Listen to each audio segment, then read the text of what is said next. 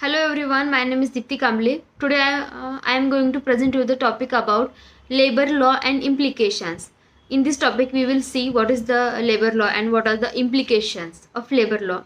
Labor law is body of laws administrative ruling which address the relationship between the among the employees and labor organization, often dealing with the issues of public law. Indian labor law refers to laws regulation labor in India.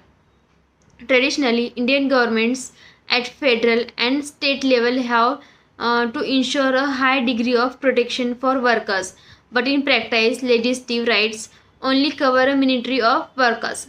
India is a federal form of governmental, and because labor is a subject of the list of the Indian Constitution, labor matters in the jurisdiction of the both central and state governments.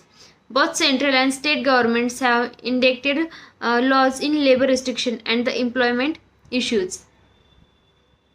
Importance and necessity of labor laws improves industrial relation, for example, employee-employer relation, and minimizes industrial dispute. Second, prospect worker for exploited by the employers of management. Third, helps workers in getting fair wages. Fourth, minimize labor unrest. Fifth, reduce conflict and strike, etc. Sixth, ensure job security for workers. 7. Promotes welcome environment condition in the industrial system. 8. Fix rest pauses and work hours, etc. 9. Provide compensation to workers who are victims of accidents. Evolution of labor legislation in India, labor policy, industrialization and British colonialism, complex industrial relation, evaluate evil laws, protect and safeguard labor rights.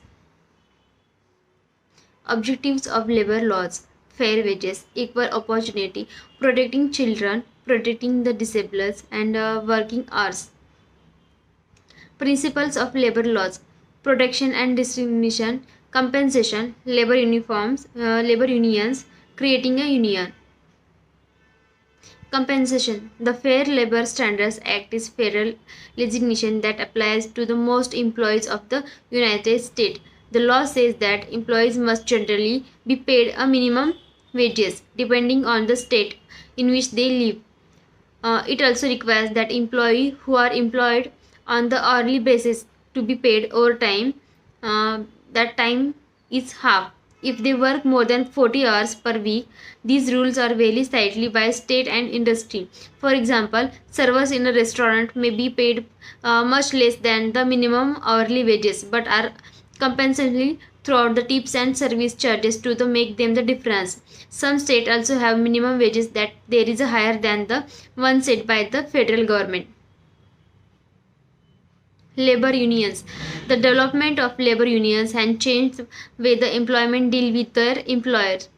The National Labor Relations Act NLRA of 1935 of federal legislation that requires business that hire members of unions to meet the union representative of the negative in the wages, working hours and workplace conditions.